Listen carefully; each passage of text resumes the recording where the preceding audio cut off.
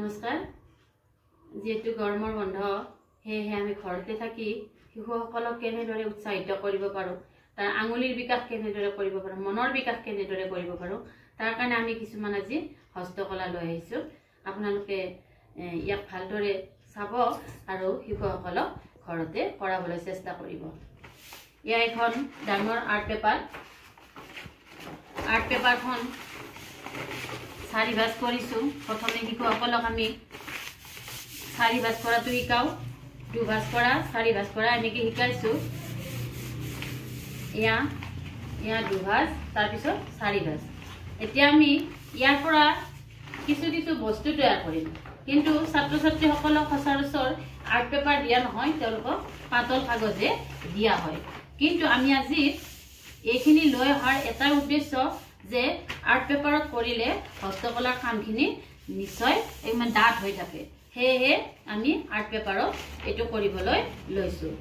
এতিয়া তেওঁলোকক আমি কেচিৰ ব্যৱহাৰ প্ৰথমে কৰিবলৈ নিদিম তেওঁলোকক প্ৰথমে আমি আঙুলিৰেহে ভাঁজ দিয়াটো শিকাও এনেকে আঙুলিৰে কিমান পাৰি টানকৈ ভাঁজ দিব তাৰ পিছত এইখন সিঙাৰ চেষ্টা কৰিব পাতল কাগজ হলে এখন অতি সহজতে ছিঙি যায় ডাঠ কাগজ হলে তেওঁলোকৰ কাৰণে অলপমান অসুবিধা হয় হেহে আমি তেওঁলোকক পাতল কাগজতে কৰাবলৈ শিকাও এতিয়া এইখন কাগজ যেতিয়া আমি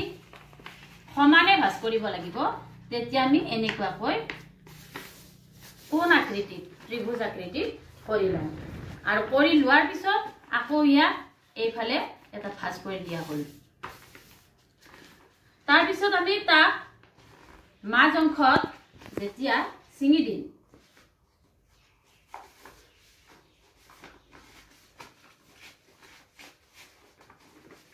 ই সমানে চাৰিটা কোণা সমান হৈ পৰিব এতিয়া আমি ইয়াক কিছু কিছু বস্তুত ছেপ দিম যেহেতু তেওঁলোকক প্ৰথমে আঙুলিৰে ভাঁজ কৰিবলৈ শিকোৱা হয় গতিকে এই ত্ৰিভুজটোৰ পৰা কিমাননো বস্তু তৈয়াৰ কৰিব পাৰি এয়া প্ৰথমে আমি ছাতি বনাইছো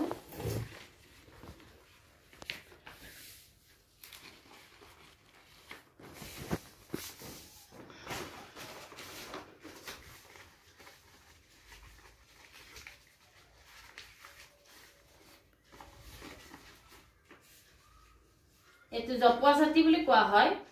আৰু এই জপোৱা ছাতিটোত যেতিয়া পিনাপ কৰি দিয়া হ'ব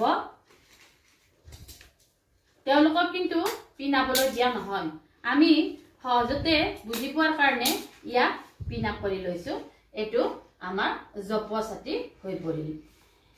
ইয়াক আকৌ আমি এই জপোৱা ছাতিৰ পৰা আৰু এটা ছেপ দিব পাৰো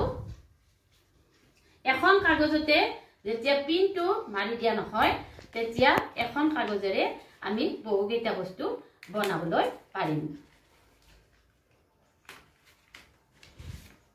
ছাতিটো হোৱাৰ পিছত ইয়াক আকৌ আমি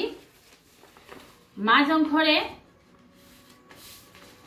এয়া এইখিনি এৰি আমি ভাঁজ কৰিছো আৰু ইয়াক সমানে সমানে মাজতে দুটা ভাঁজ কৰিছো এইখিনি এনেকুৱাকৈ থাকিল আৰু ইয়াক সমানে সমানে ভাঁজ কৰিছো তাৰ পিছত এই মধ্য অংশত পৰাকৈ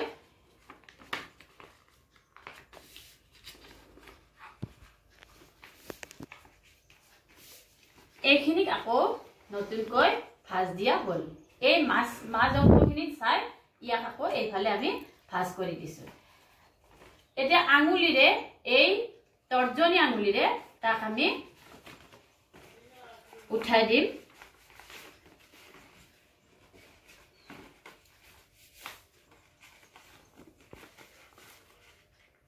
কাগজখন যেতিয়া ভাঁজ কৰা যাব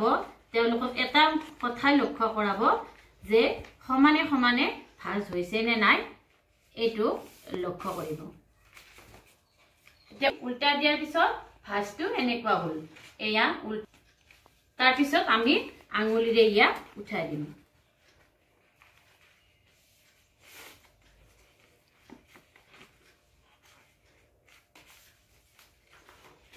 এইফালে চালে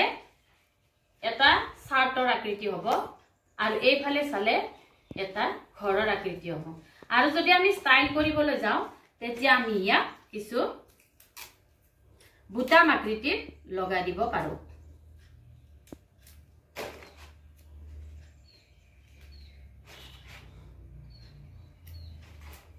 যেতিয়া কালাৰিং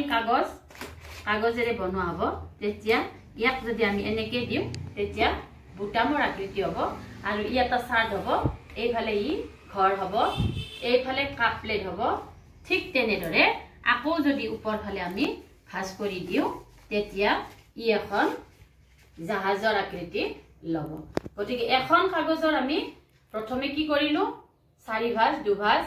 ঘৰ বনালো চাৰ্ট বনালো কাপ প্লেট বনালো আৰু এইটো আমি কি বনালো জাহাজৰ আকৃতি বনালো এতিয়া আমি এটা পেলনীয়া বস্তু এটো মোবাইলৰ কভাৰ যাক আমি পেলনীয়া সামগ্ৰী কৰি দলিয়াই পেলাম ইয়াৰ পৰা আমি বস্তু এটা শেপ দিব পাৰো যে ইয়াক আমি সহজতে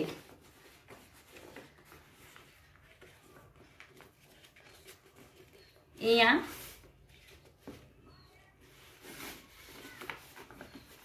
এইফালে আকৌ এনেকে দিলো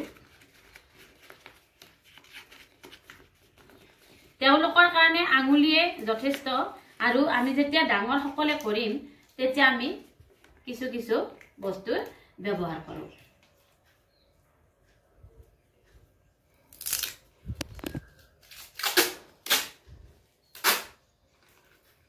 এইটো আঠা খাই থকাৰ কাৰণে আমি ইয়াক কিছু ষ্টিক টেপেৰে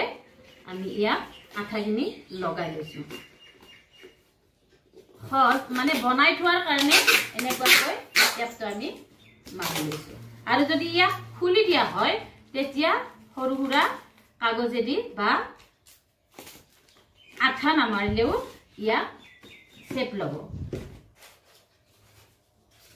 এয়া এটুকুৰা কাগজ এনেকুৱাকৈ কাণৰ শেপ বনাই লৈছো এয়া কাণৰ শেপ বনাই লৈছো এতিয়া আমি ইয়াক কি কৰিম ইয়াক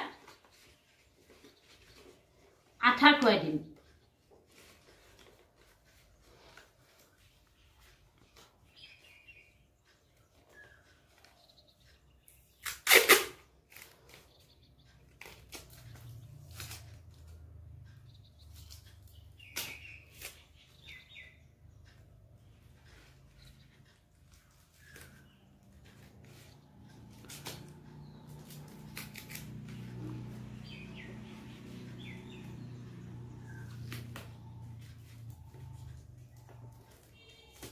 সহজতে ঘৰতে আপোনালোকে শিকাব পাৰিব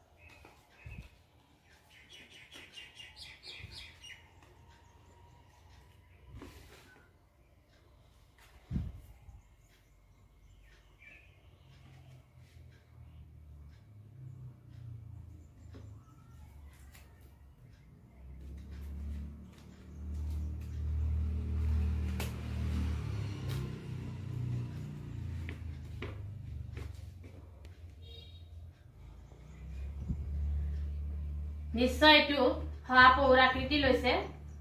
গতিকে এটো পেলনীয়া বস্তু আৰু ইয়াক আমি কি কৰিছো কিছুমান আঠা টেপ ব্যৱহাৰ কৰি ইয়াক আমি হাপৌৰ আকৃতি দিছো আৰু ইয়াত যেতিয়া দুটা ৰঙা ৰঙা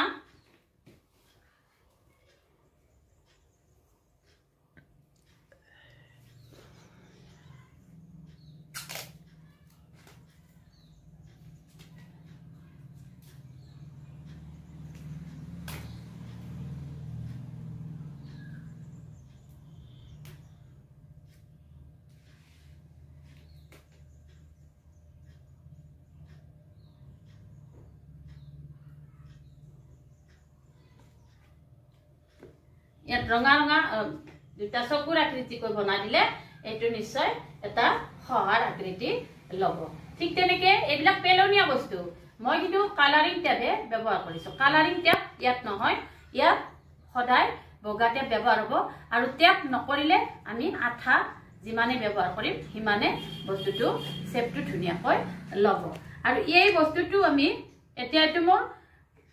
মোবাইলৰ কভাৰ, ঠিক তেনেকে আমি এই নৱৰত্ন তেল বা যিকোনো তেলৰ কভাৰ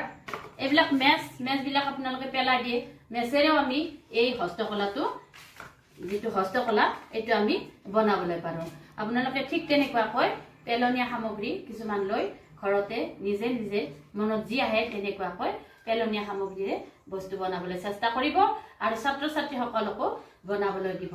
ধন্যবাদ। আজি এইখিনি দিলোঁ, পিছৰ কালাংশত আৰু কিবা নতুন বস্তু দিবলৈ চেষ্টা কৰিম।